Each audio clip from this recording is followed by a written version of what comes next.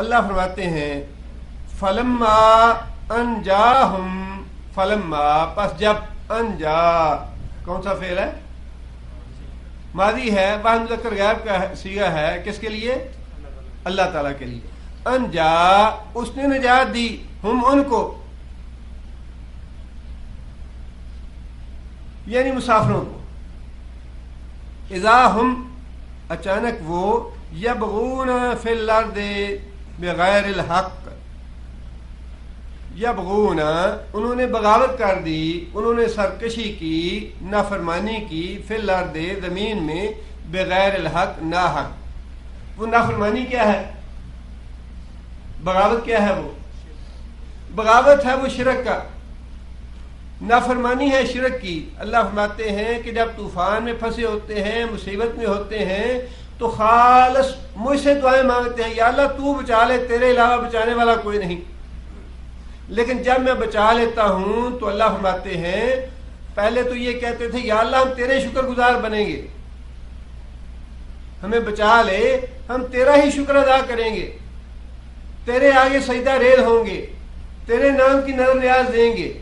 لیکن اللہ فرماتے ہیں کہ جب اللہ ان کو بچا لیتا ہے تو پھر وہ نافرمان ہو جاتے ہیں، پھر شرک شروع کر دیتے ہیں، پھر نظریں نیازیں دیتے ہیں 11ویں والے کے نام کی، پھر چڑھاوے چڑھاتے ہیں علی حجویری کے مزار پہ جا کے، یا معین الدین چشتی کے دربار پہ جا کے. معین الدین اور لوگوں نے تو اپنے غلط عقائد کی وجہ سے یا معین الدین چشتی تا کشتی اس طرح کے کتنے مقولے بنائے ہوئے ہیں کہ، لیکن بات وہی ہے کہ جب کشتی یا مصیبت یا تکلیف میں انسان مبتلا ہوتا ہے تو پھر اللہ یاد آتا ہے.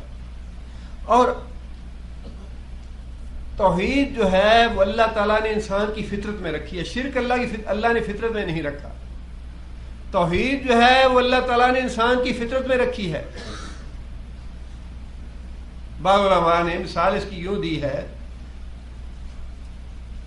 جس طرح طوطا ہے، انسان اس کو بعض الفاظ سکھا دیتا ہے، میاں مٹھو چوری کھانیاں، اس کو آپ 10 سال بھی پڑھاتے رہے، میاں مٹھو چوری کھانیاں، وہ کہتا رہے گا. لیکن جب بلی اس کو گلے سے آگے پکڑے گی پھر کیا کہے گا؟ جو اس کی فطرت میں ٹینٹا ہے پھر وہ ٹینٹا ہی کرے گا. بالکل یہی معاملہ انسان کا ہے کہ جب اللہ تعالیٰ اس کو پکڑتے ہیں، گرفت کرتے ہیں، جب اللہ کی طرف سے کوئی مصیبت اور تکلیف آتی ہے تو پھر انسان کی فطرت میں جو بات ہے، یا اللہ تو دور کر دے تکلیف ہماری، یا اللہ تو مدد کر ہماری، پھر وہ فطرت والی بات جو ہے وہ زبان سے نکلتی ہے، یا اللہ تو ہی ہے. لیکن اللہ فرماتے ہیں کہ جب ہم نجات دے دیتے ہیں تو پھر انسان شرک شروع کر دیتا ہے. پہلی بات تو اللہ تعالیٰ نے قرآن مجید میں یہ بات ارشاد فرمائی کہ میرے بندوں میں سے شکر گزار بندے بہت ہی کم ہیں، قلیل من عبادی الشکور. میرے شکر گزار بندوں کی تعداد بڑی ہی تھوڑی ہے. اور خود نبی صلی اللہ علیہ وسلم نے یہ بات ارشاد فرمائی کہ کالے بیل کے جسم پہ جتنے کالے بال ہوتے ہیں ان میں سے جتنے سفید بال ہیں مسلمانوں کی تعداد کافروں میں اتنی ہی ہوگی. مسلمانوں کی تعداد جو ہے وہ اتنی ہی ہوگی جتنی ایک کالے رنگ کے بیل کے اوپر سفید بالوں کی تعداد ہوتی ہے. مطلب یہ ہے کہ صحیح موحد اور مومن آدمی جو ہے ان کی تعداد ویسے ہی کم ہے. قلیل من عبادی الشکور.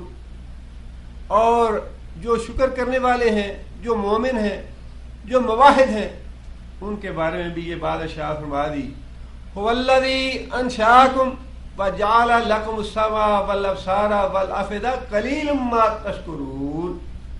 کہ جو لوگوں تم میں سے جو شکر کرنے والے ہیں ان میں سے بھی جو شکر کرتے ہیں وہ بڑا تھوڑا شکر کرتے ہیں، جتنا کرنا چاہیے اتنا نہیں کرتے.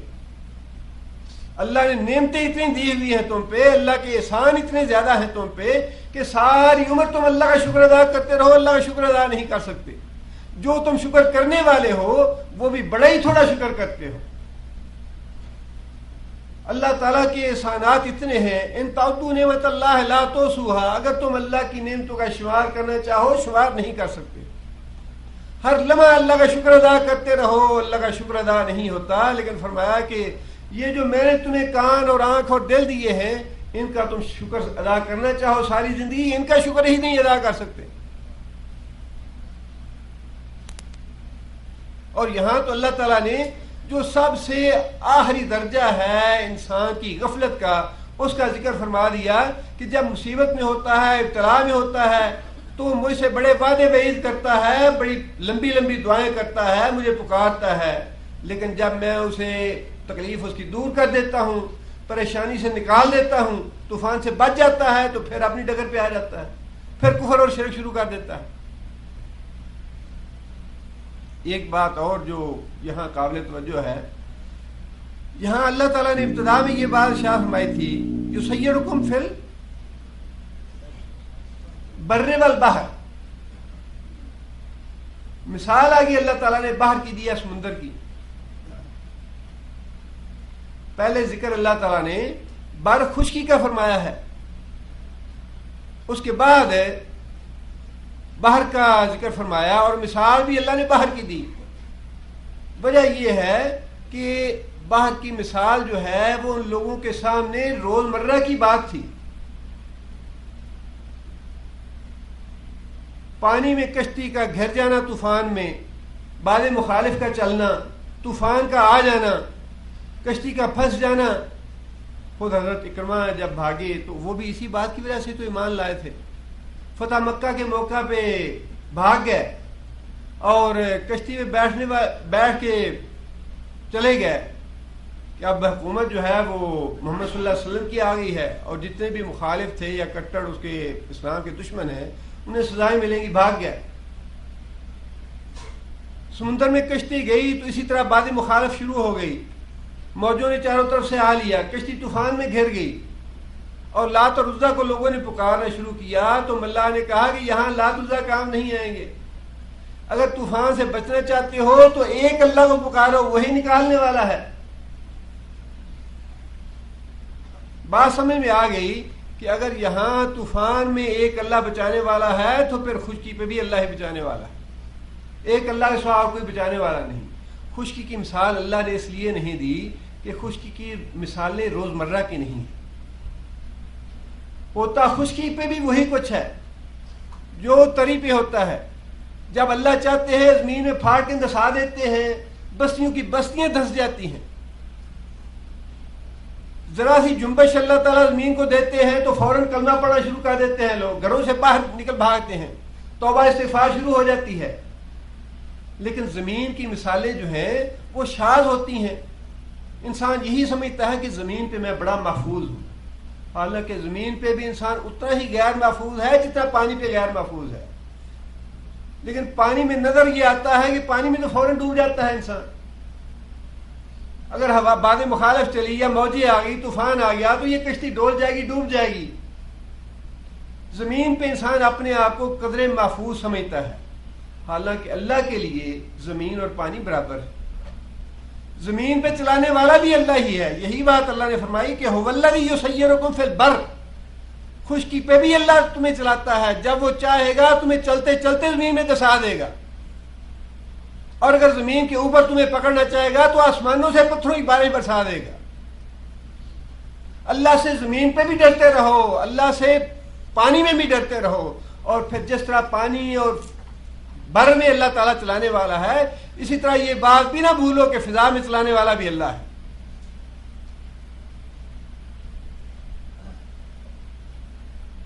جہاز کو چیک کرنے والے، جہاز کو ٹھیک کرنے والے، بنانے والے، اس کو تیار کرنے والے، وہ سارے کے سارے انسان ہیں. لیکن جب فضا میں جاتا ہے تو ذرا کسی بھی جب فلائٹ ان بیلنس ہو جاتی ہے تو کیا ہوتا ہے؟ بالکل وہی ہے دعو اللہ مخلصین لہ الدین. اللہ کے دین کو خالص کر کے وہ جتنے بھی گانے والے لگے ہوتے ہیں، فلمیں چل رہی ہوتی ہیں، سارے بھول بھال جاتے ہیں. یہ بدماشیاں ساری ہیں اللہ کی نعمتوں کے ساتھ. جب اللہ نے صحیح سلامتی دے رکھی ہے، جب اللہ تعالیٰ نے محفوظ کر رکھا ہے، تو انسان اللہ کو بھول جاتا ہے. پھر انسان بدماشی پہ اتر آتا ہے، اللہ کی نافرمانی پہ اتر آتا ہے، اور اللہ کے مقابلے میں سرکش بن جاتا ہے. گانے لگے ہیں، فلمیں لگی ہیں، اور کھانا پینا ہو رہا ہے، بڑے آرام سے بیٹھے سب کچھ دیکھ رہے ہیں، باتیں ہو رہی ہیں، باتیں ہو رہی ہیں. اللہ کو اپنا آپ یاد کرانا مشکل نہیں ہے. اللہ جب یاد کرانا چاہے اپنے آپ کو یاد کرا سکتا ہے. لیکن زبردستی یاد کرانا یہ اللہ کا قانون نہیں ہے، یہ اللہ چاہتے نہیں ہیں۔ اللہ تو ہمارا امتحان لینا چاہتے ہیں کہ میری ان نعمتوں کے باوجود، میری اس حفاظت کے باوجود، میرے ان احسانات کے باوجود کون ہے جو اپنے آپ مجھے یاد رکھتا ہے، جو اپنے آپ میرے آگے سجدہ ریز ہوتا ہے، جو اپنے آپ یہ محسوس کرتا ہے کہ اللہ کے بڑے احسان ہیں ہم پہ، اللہ کا شکر ادا کرنا چاہیے ہمیں۔ اور پھر جب اللہ چاہتا ہے، یہی خشکی ہے، انسان کہتا ہے جی پتہ نہیں چلا، ادھر سے گاڑی آ رہی تھی، ایکسیڈنٹ ہو گیا، آنکھوں میں پٹی باندھنے والا کون ہے؟ دکھانے والا بھی اللہ ہے اور آنکھوں کے آگے پردہ لانے والا بھی اللہ ہے۔ جی گاڑی تیز چل رہی تھی، اسٹیئرنگ کنٹرول نہیں ہو سکا، یہی ہے نا، والذی یسیرکم فی البحر بر والبحر، یہ خشکی پہ محفوظ طریقے سے چلانے والا اللہ ہے۔ یہ اسٹیئرنگ اسی پر قابو نہیں رکھتا جب اللہ فرشتے کو کہتے ہیں کہ اس کی گاڑی جو ہے یہ آؤٹ آف کنٹرول کر دو، یہ اللہ کے حکم سے ہوتا ہے۔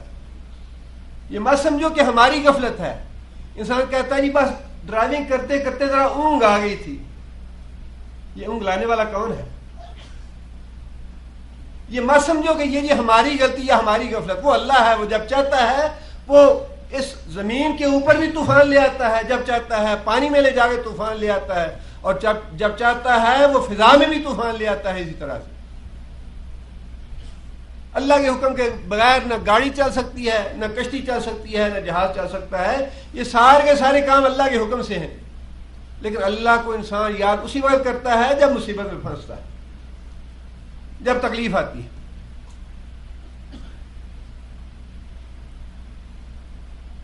اور یہاں پہ جو عمرے کے لیے جاتے ہیں انہیں تو بڑا اچھا تجربہ ہے۔ جب طویل ڈیزرٹ شروع ہوتا ہے، مدینہ سے آ رہے ہوں اور برادہ سے پہلے پہلے جو طویل ڈیزرٹ ہے، خدا نخواستہ گاڑی خراب ہو جائے یا پیٹرول ختم ہو جائے تو انسان کی زبان پہ یہی رہتا ہے، یا اللہ کہیں پہنچا دے ہمیں، یا اللہ کسی تکلیف میں نہ ڈال دینا، یا اللہ کوئی پریشانی یا مصیبت نہ آ جائے۔ اس صحرا سے نکالنے والا کون ہے؟ اس صحرا سے وہی نکالتا ہے جو سمندروں سے کشتیوں کو نکالتا ہے۔ اس لیے فرمایا کہ والذی یسیرکم فی البر والبحر، کہ لوگوں اللہ سے نہ زمین پہ بے خوف ہو جاؤ اور نہ ہی پانی میں جا کے اللہ سے بے خوف ہو جاؤ، اللہ سے ڈرتے رہو۔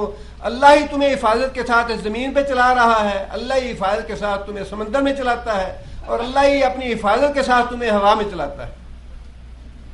آگے اللہ فرماتے ہیں یا ایھا الناس، اے لوگو، انما بغیکم علی انفسکم، انما بے شک بغیکم تمہاری نافرمانی، تمہاری بغاوت، علی انفسکم اس کا وبال تمہاری اپنی جانوں پہ ہے۔ اللہ کے نافرمان بنو گے، اللہ کے ناشکرے بنو گے تو اللہ کا کوئی نقصان نہیں ہے، اللہ کا کچھ نہیں بگاڑو گے۔ لہا ما کسبت وعلیہا ما اکتسبت، جو آدمی نیکی کرتا ہے فائدہ اسی کا ہے، اور جو آدمی گناہ کرتا ہے اس کا وبال اسی پہ ہے، اللہ کچھ نہیں بگڑتا۔ معروف حدیث ہے، رسول اکرم صلی اللہ علیہ وسلم نے فرمایا کہ اللہ فرماتے ہیں کہ تم سارے کے سارے اگلے اور پچھلے جن و انس ایسے بن جاؤ جیسا تم میں سے کوئی سب سے زیادہ متقی انسان ہو سکتا ہے، سارے کے سارے جن بھی اور انسان ایسے متقی بن جاؤ تو میری حکومت میں ذرہ برابر بھی تم اضافہ نہیں کر سکتے۔ اور اگر تم سارے کے سارے اشقا، شکی بن جاؤ، نافرمان بن جاؤ، سرکش بن جاؤ، جن بھی اور انسان بھی، اگلے بھی اور پچھلے بھی، سارے کے سارے شکی القلب بن جاؤ، اللہ کے نافرمان بن جاؤ، اللہ فرماتے ہیں کہ میری حکومت میں ذرہ برابر بھی تم کمی نہیں کر سکتے۔ جو نیک کام کرے گا، پھر نبی صلی اللہ علیہ وسلم نے فرمایا کہ اللہ یہ فرماتا ہے اعمالکم احصیھا، تمہارے سارے اعمال میں نے محفوظ کر رکھے ہیں۔ اوفیکم، جب تم میرے پاس آؤ گے تو میں تمہارے سارے اعمال پورے کے پورے تمہارے حوالے کر دوں گا کہ یہ ہے تمہارا کیا دھرا، یہ ہے تمہاری کمائی جو تم دنیا سے کر کے لائے ہو۔ آگے اللہ فرماتے ہیں فمن وجد خیرا، جو اپنے اعمال میں بھلائی پائے، فلیحمد اللہ، تو وہ اللہ کی تعریف کرے کہ یا اللہ تیرا شکر ہے کہ تو نے ہمیں خیر اور نیکی کی توفیق عطا فرمائی دنیا میں، تیرے فضل اور کرم سے ہم نے نیکی کی، وہ اللہ تعالیٰ کی حمد و ثنا کرے۔ ومن وجد غیر ذالک، اور اللہ نے فرمایا کہ جو آدمی اپنے نامہ اعمال میں گناہ پائے اور برائیاں پائے، فلا یلومن الا نفسہ، وہ اپنے آپ کو ملامت کرے۔ گناہ اور برائی جو ہے وہ انسان کے اپنے نفس کے شر کی وجہ سے ہے۔ جو آدمی قیامت کے دن اپنے نامہ اعمال میں گناہ اور برائیاں دیکھے، وہ اپنے آپ کو ملامت کرے کہ اس نے کیوں گمراہی کا راستہ اختیار کیا۔ ہداینا النجدین، ہم نے تو دونوں راستے دکھا دیے کہ لوگوں یہ ہدایت کا راستہ ہے، یہ گمراہی کا راستہ ہے، اور پھر پیغمبر بھی بھیج دیے، کتابیں بھی بھیج دیں کہ لوگوں گمراہی کے راستے پہ نہ جانا، یہ تباہی اور ہلاکت کا راستہ ہے۔ اللہ اور اللہ کے رسول کی فرما برداری اختیار کرنا، فرما برداری اختیار کرو گے تو خیر اور بھلائی پہ رہو گے۔ لہذا فرمایا کہ جو آدمی گناہ پائے اپنے نامہ اعمال میں، وہ اپنی جان کو ملامت کرے، اپنے نفس کو ملامت کرے، اس لیے کہ یہ خود اس کا اپنا کیا دھرا ہے۔ یہی بات اللہ تعالیٰ نے یہاں فرمائی، یا ایھا الناس، اے لوگو، انما بغیکم علی انفسکم، تمہاری نافرمانی کا وبال تمہیں پہ آئے گا، خود تمہیں شرمندگی ہوگی، خود تم پچھتاؤ گے اپنی نافرمانی پہ۔ آگے پھر اللہ فرماتے ہیں متاع الحیات الدنیا، جس مقصد کے لیے، جس بات کے پیچھے تم اللہ کی نافرمانی کرتے ہو، وہ ہے دنیا کی عیش و عشرت، دنیا کی رنگینی۔ اللہ فرماتے ہیں متاع الحیات الدنیا، یہ دنیا کی زندگی ہے جس نے تمہیں گمراہ کر رکھا ہے۔ الہاکم التکاثر، دنیا میں حصول کثرت، ڈالر بھی آ جائے، ریال بھی آ جائے، یہ فیکٹری بھی لگ جائے، یہ بزنس بھی ہو جائے، مکان بھی بن جائے، پلاٹ بھی بن جائے، بچوں کی شادیاں بھی ہو جائے، یہ بھی ہو جائے، وہ بھی ہو جائے، انسان اسی ادھیڑ پن میں بڑھاپے کی عمر پر پہنچتا ہے، موت آ جاتی ہے، حتیٰ کہ انسان قبر میں پہنچ جاتا ہے، انسان کی خواہشات پوری نہیں ہوتی، انسان کی حاجتیں اور ضرورتیں پھر بھی باقی رہ جاتی ہیں۔ اوہ جی یہ کام بڑا ضروری تھا، والد صاحب چلے گئے لیکن یہ کام باقی رہ گیا، یہ کام تو ختم نہیں ہوتے، ساری زندگی ختم نہیں ہوتی۔ جس نے نیکی کرنی ہے، خیر کا کام کرنا ہے، اسی بھاگ دوڑ میں کر لے، یہ وقت بڑا قیمتی ہے۔ انسان کہتا ہے یہ بڑی مصروفیت ہے، جس نے نماز پڑھنی ہے اسی مصروفیت میں پڑھ لے، اس کے بعد وقت ایسا نہیں آئے گا کہ بالکل فارغ ہو جائے نمازیں پڑھے۔ اسی مصروفیت میں جو خیر اور بھلائی کا کام کرنا ہے، یہ جوانی کا وقت ہے، وہ دنیا کے اعتبار سے بھی بڑا قیمتی ہے، لیکن یہ وقت دین کے اعتبار سے بھی بڑا قیمتی ہے۔ اگر کوئی یہ سمجھے یہ بڑھاپے میں آ کے ریٹائر ہو کے نیکی کریں گے تو وہ نہیں ہوگا۔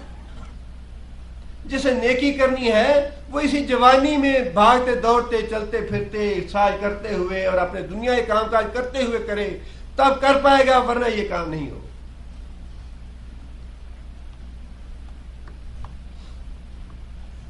فرمایا کہ یہ دنیا کی کشش ہے، دنیا کی زیب و زینت ہے، دنیا کی رنگینیاں ہیں جس نے تمہیں اپنے اندر جذب کر رکھا ہے، اللہ اللہ کے رسول سے غافل کر رکھا ہے۔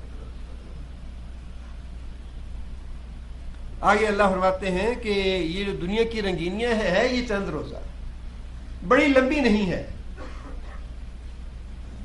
اور بڑی لمبی ہو بھی تو کتنی لمبی ہوگی؟ 100 سال ہو جائے گی۔ اب کل کے اخبار میں خبر تھی کہ پاکستان میں ایک آدمی 130 سال کا ہو کے مرا۔ چلیے ٹھیک ہے 130 سال سے ہی 150 سال کر لیں، آخر کتنا انسان اس دنیا میں عیش و عشرت کرے گا یا کتنی دیر تک زندہ رہے گا؟ اور نبی صلی اللہ علیہ وسلم نے فرمایا تو یہ فرما دیا کہ میری جو امت ہے اس کی اوسط عمر 60 اور 70 کے درمیان ہوگی، یعنی جو کثیر تعداد ہے لوگوں کی وہ 60 اور 70 کے درمیان دنیا سے چلے جائیں گے۔ اور فرمایا کہ جس کی عمر اللہ نے 60 سال پوری کر دی اس کے لیے اللہ نے حجت قائم فرما دی۔ حجت قائم کرنے کا مطلب یہ ہے کہ اس کا قیامت کے دن کوئی بہانہ نہیں سنا جائے گا، مجھے علم نہیں ہو سکا، یا اللہ مجھے وقت نہیں ملا، یا اللہ میں بڑا مصروف تھا، فرمایا کہ اس کی کوئی بات قیامت کے دن سنی نہیں جائے گی، اللہ نے حجت پوری کر دی اس پہ 60 سال کے لیے۔ اور سچی بات یہی ہے کہ 60 سال کی عمر بڑی لمبی مدت، بڑی لمبی مدت ہے، یہ تھوڑی نہیں ہے۔ اگر کوئی آدمی وقت کو ضائع نہ کرے، وقت کو صحیح طریقے سے استعمال کرتا رہے، تو 60 سال کام کرنے کے لیے بڑی لمبی مدت ہے، بڑا عرصہ ہے۔ انسان بیکار وقت ضائع کرتا رہے، وقت کی قدر و قیمت نہ جانے تو یہ دوسری بات ہے، لیکن جو کام کرنا چاہے اس کے لیے بڑا وقت ہے، یہ حجت پوری ہو جاتی ہے واقعی اس پہ۔ لہذا فرمایا کہ اس بات کو ہمیشہ ذہن میں رکھو کہ یہ دنیا کی رنگینی اور دنیا کی کشش اور دنیا کے کاروبار یہ عارضی ہیں، اور اپنے آپ کو میں جذب نہ کرو، اللہ اور اللہ کے رسول سے غافل نہ رہو، اللہ کے رسول کو بھی یاد رکھو اس دنیا کے ساتھ۔ آگے اللہ فرماتے ہیں ثم الینا مرجعکم، ثم پھر یہ دنیا گزارنے کے بعد، چند روزہ زندگی ختم ہونے کے بعد کیا ہوگا؟ الینا مرجعکم، تمہارا پلٹنا ہماری طرف ہوگا، نہ چاہے کوئی تب بھی پلٹنا پڑے گا۔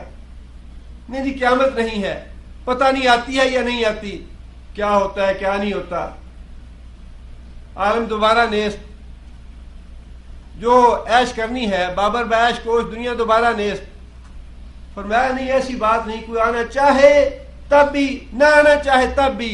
اللہ کا قانون اور اللہ کا نظام اس طرح کا ہے، نہ اپنی مرضی سے کوئی اس دنیا میں آتا ہے، نہ اپنی مرضی سے جاتا ہے، نہ اپنی مرضی سے یہ کہے گا نہیں جی نہیں میں تو حشر میں نہیں جاتا۔ یہ سارے کے سارے کام اللہ کے امر سے ہوتے ہیں۔ دنیا میں انسان آتا بھی اللہ کے امر سے ہے، اور زندگی کی میعاد بھی اللہ کے حکم کے مطابق ہوتی ہے۔ برزخ کا جو مرحلہ ہے یا جو مدت ہے وہ بھی اللہ کے امر سے پورا کرنا ہے جتنا بھی ہے، اور جب اللہ حکم دیں گے تو پھر اللہ فرماتے ہیں کہ انتم داخرین، بے بس ہو کہ میرے پاس آ جاؤ گے، تم چاہو یا نہ چاہو۔ میں جب حکم دوں گا کن فیکون کا تو تم اس طرح بے بس ہو کہ میری عدالت میں آ جاؤ گے جس طرح بے بسی کے ساتھ پیدا ہوئے تھے۔ پیدا ہونے میں جس طرح تمہاری مرضی کا کوئی عمل دخل نہیں تھا، اسی طرح قیامت کے دن میری بارگاہ میں آنے میں تمہاری مرضی کا کوئی عمل دخل نہیں ہوگا۔ ثم الینا مرجعکم، تمہیں آنا ہی آنا ہے ہمارے پاس۔